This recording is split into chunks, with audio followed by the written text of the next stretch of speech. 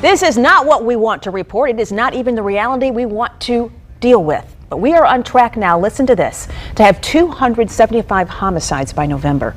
The deadly surge in crime is now prompting city leaders, pushing them to do more to try and stop violence at its source. That is our big story right now at 6 o'clock. Thank you so much for joining us. I'm Fanchon Stinger. And I'm Birchelle Edmay.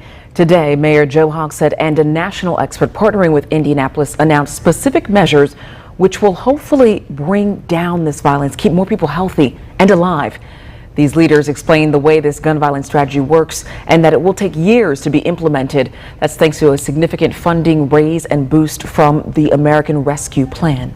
Fox 59's Courtney Crown joining us live downtown right now. And Courtney, we know you were there for that announcement earlier. What is this plan and when should we expect to hopefully see some results?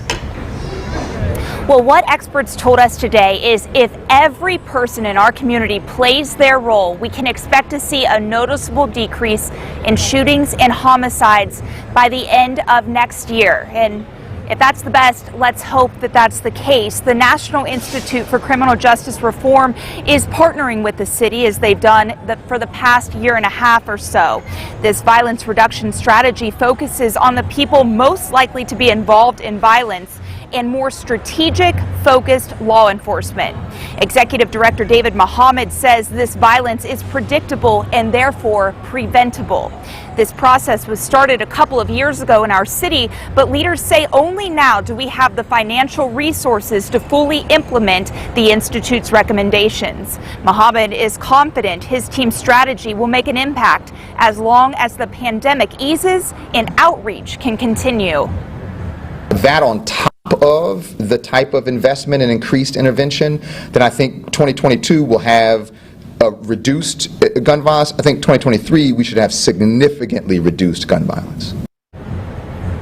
The city will boost its peacemakers from 10 to 50 people at the start of next year. This will be outreach workers, life coaches, and violence interrupters. Indy will also add a full-time person to implement this gun violence reduction strategy.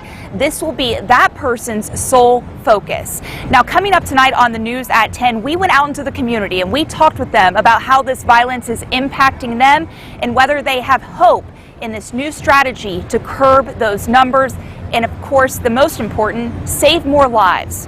We're reporting downtown tonight. Courtney Crown, Fox 59 News. All right, Courtney, thank you so much for that report. Take a look at this map here. 5 people are dead as we are talking about the violence and the surge in it. 2 people are hurt.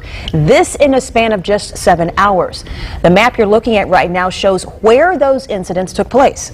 2 people were shot and killed, one on the near north side, another on the north side. 3 were found dead on the south side. Those homicides bringing the city's total to 217 so far this year. That's one step closer to breaking last year's record, which we are set to break by mid-November. Yeah, that's pretty disturbing. At this current rate, Indianapolis is reporting 3 homicides every 4 days. Those deaths coming at a rate we have never seen before in our city. Fox 59's Eric Graves is actually talking to community leaders today about this most recent surge. People are settling their conflicts with violence. 2 more overnight shootings have pushed Indianapolis to 217 homicides this year. It's happening at a pace never before seen in the city. It is frustrating. Reverend Malachi Walker with Young Men Inc. works to mentor Indianapolis youth and curb violence. He says it can be discouraging to see the homicide numbers continue to rise so quickly while Young Men Inc. and other organizations are doing good work. We can't do that. We have to stay on the battleground. We've got to keep on chopping at this. Late last night, someone shot and killed 18-year-old Janiyah Bakari in this apartment complex near West 79th and Township Drive. A few hours later, a man was found with a gunshot wound in an alley in the 3100 block of Graceland. This is part of the area where Reverend Charles Harrison and Indy 10-Point patrol. We have to galvanize as a community and try to figure out what can we do to drive down the violence, what's the root causes of it. Since we had our 200th homicide of the year on October 2nd, we've had 17 more killings. That's 17 homicides in just 11 days. It may sound like a lot, but it's actually below our average so far this year. That's kind of mind-boggling.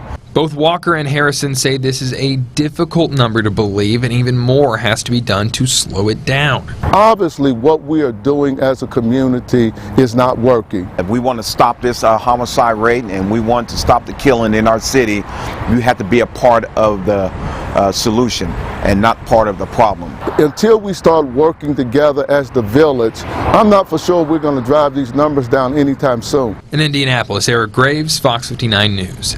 Eric, thank you. Now, as of this moment, police do not have anything to release, they say, in terms of a suspect or a motive in any of these cases. We, of course, are watching this very closely. We will continue to keep you updated on any new developments that come into the Fox 59 newsroom. Meanwhile, our digital team is comparing the rate of violence this year to years past in its latest crime mapping project.